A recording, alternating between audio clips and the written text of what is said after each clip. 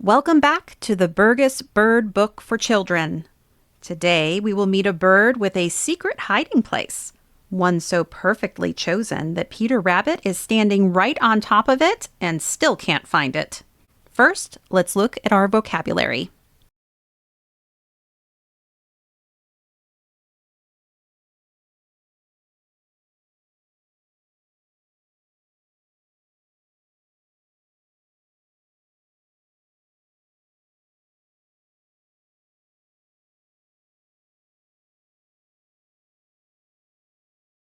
An old friend in a new home. Every day brought newcomers to the old orchard, and early in the morning there were so many voices to be heard that perhaps it is no wonder if for some time Peter Rabbit failed to miss that of one of his very good friends. Most unexpectedly, he was reminded of this as very early one morning he scampered lipperty-lipperty-lip across a little bridge over the Laughing Brook. "Dear me! Dear me! Dear me!" cried rather a plaintive voice. Peter stopped so suddenly that he all but fell heels over head. Sitting on top of a tall dead mullein stalk was a very soberly dressed but rather trim little fellow, a very little larger than Bully the English Sparrow. Above, his coat was of a dull olive brown, while underneath he was a grayish-white, with faint tinges of yellow in places. His head was dark, and his bill black. The feathers on his head were lifted just enough to make the tiniest kind of crest. His wings and tail were dusky, little bars of white showing very faintly on his wings, while the outer edges of his tail were distinctly white. He sat with his tail hanging straight down as if he hadn't strength enough to hold it up. "Hello, dear me!" cried Peter joyously. "What are you doing way down here? I haven't seen you since you first arrived, just after Winsome Bluebird got here." Peter started to say that he had wondered what had become of Dear Me, but checked himself, for Peter is very honest, and he realized now that in the excitement of greeting so many friends, he hadn't missed Dear Me at all. Dear Me the Phoebe did not reply at once, but darted out into the air, and Peter heard a sharp click of that little black bill. Making a short circle, Dear Me alighted on the mullein stalk again. "Did you catch a fly, then?" asked Peter. "Dear me! Dear me! Of course I did," was the prompt reply. And with each word there was a jerk of that long hanging tail. Peter almost wondered if in some way Dear Me's tongue and tail were connected. "I suppose," said he, "that it is the habit of catching flies and bugs in the air that has given your name the name of flycatchers." Dear Me nodded, and almost at once started into the air again. Once more, Peter heard the click of that little black bill. Then Dear Me was back on his perch. Peter asked again what he was doing down there. "Mrs. Phoebe and I are living down here," replied Dear Me. "We've made our home down here, and we like it very much." Peter looked all around, this way, that way, every way, with the funniest expression on his face. He didn't see anything of Mrs. Phoebe, and he didn't see any place in which he could imagine Mr. and Mrs. Phoebe building a nest. "What are you looking for?" asked Dear Me. "For Mrs. Phoebe and your home," declared Peter quite frankly. "I didn't suppose you and Mrs. Phoebe ever built a nest on the ground, and I don't see any other place around here for one." Dear Me chuckled. "I wouldn't tell anyone but you, Peter," said he. "But I've known you so long that I'm going to let you into a little secret.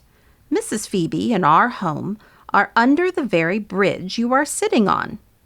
"I don't believe it!" cried Peter. But Dear Me knew from the way Peter said it that he really didn't mean that. "Look and see for yourself," said Dear Me. So Peter lay flat on his stomach and tried to stretch his head over the edge of the bridge so as to see under it. But his neck wasn't quite long enough, or else he was afraid to lean over as far as he might have. Finally he gave up and at Mr. Phoebe's suggestion crept down the bank to the very edge of the Laughing Brook. Dear Me darted out to catch another fly, then flew right in under the bridge and alighted on a little ledge of stone just beneath the floor. There, sure enough, was a nest, and Peter could see Mrs. Phoebe's bill and the top of her head above the edge of it. It was a nest with a foundation of mud covered with moss and lined with feathers. "That's perfectly splendid!" cried Peter, as Dear Me resumed his perch on the old mullein stalk. "How did you ever come to think of such a place? And why did you leave the shed up at Farmer Brown's where you have built your home for the last 2 or 3 years?" "Oh," replied Dear Me, "we Phoebes always have been fond of building under bridges. You see, a place like this is quite safe. Then, too, we like to be near water. Always there are many insects flying around where there is water, so it is an easy matter to get plenty to eat. I left the shed at Farmer Brown's because that pesky cat up there discovered our nest last year, and we have a dreadful time keeping our babies out of her clutches. She hasn't found us down here, and she wouldn't be able to trouble us if she should find us. I suppose," said Peter, "that, as usual, you were the first of your family to arrive." "Certainly, of course," replied Dear Me. "We always are the first. Mrs. Phoebe and I don't go as far south in winter as the other members of the family do. They go clear down into the tropics, but we manage to pick up a pretty good living without going as far as that. So we get back here before the rest of them and usually have begun housekeeping by the time they arrive. My cousin, Chebec the Least Flycatcher, should be here by this time. Haven't you heard anything of him up in the old orchard?" "No," replied Peter, "but to tell the truth, I haven't looked for him. I'm on my way to the old orchard now, and I certainly shall keep my ears and eyes open for Chebec. I'll tell you if I find him. Goodbye." "Dear Me, dear me." "Goodbye, Peter, dear me," replied Mr. Phoebe, as Peter started off for the old orchard. Perhaps it was because Peter was thinking of him that almost the first voice he heard when he reached the old orchard was that of Chebec, repeating his own name over and over, as if he loved the sound of it. It didn't take Peter long to find him. He was sitting out on one of the upper branches of an apple tree, where he could watch for flies and other winged insects. He looked so much like Mr. Phoebe, save that he was smaller, that anyone would have known they were cousins. "Chebec, Chebec, Chebec," he repeated over and over, and with every note jerked his tail. Now and then he would dart out into the air and snap up something so small that Peter, looking up from the ground, couldn't see it at all. "Hello, Chebec," cried Peter. "I'm glad to see you back again. Are you going to build in the old orchard this year?" "Of course I am," replied Chebec promptly. "Mrs. Chebec and I have built here for the last 2 or 3 years, and we wouldn't think of going anywhere else. Mrs. Chebec is looking for a place now.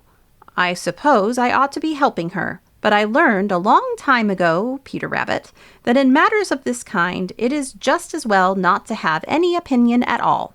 When Mrs. Chebec has picked out just the place she wants, I'll help her build the nest.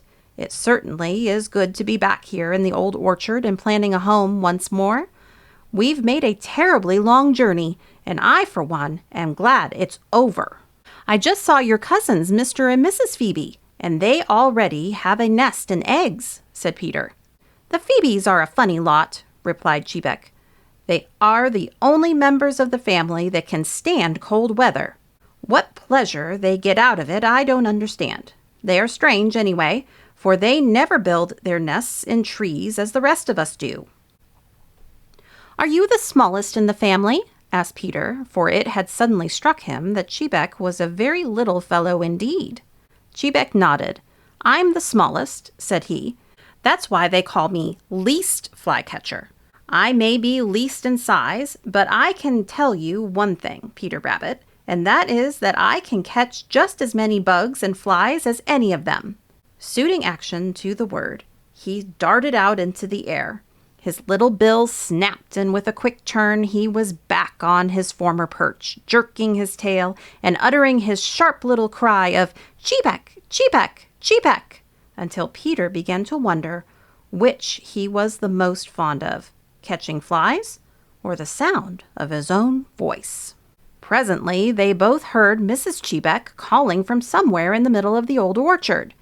"Excuse me, Peter," said Chebec. "I must go at once. Mrs. Chebec says she has found just the place for our nest, and now we've got a busy time ahead of us. We are very particular how we build a nest." "Do you start it with mud the way Welcome Robin and your cousins the Phoebes do?" "Mud?" cried Chebec scornfully. "Mud! I should say not. I would have you understand, Peter, that we are very particular about what we use in our nests. We use only the finest of rootlets, strips of soft bark, fibers of plants, the brown cotton that grows on ferns, and perhaps a little hair, when we can find it. We make a dainty nest, if I do say it, and we fasten it securely to the fork made by 2 or 3 upright little branches. Now, I must go because Mrs. Chebec is getting impatient. Come see me when I'm not so busy, Peter."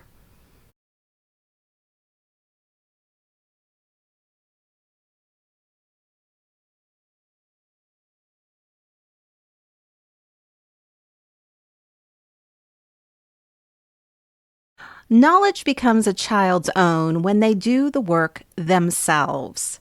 That is why we do applied map work. As you talk through where today's bird lives, your child draws its range onto the map, placing this small life in the wide connected world it belongs to. The applied map work and everything else you need are waiting in your guide. The link is in the description. Also, if you haven't already, download the free bird cards and coloring pages. We do the planning, the books come alive. Your child does the learning. See you next time.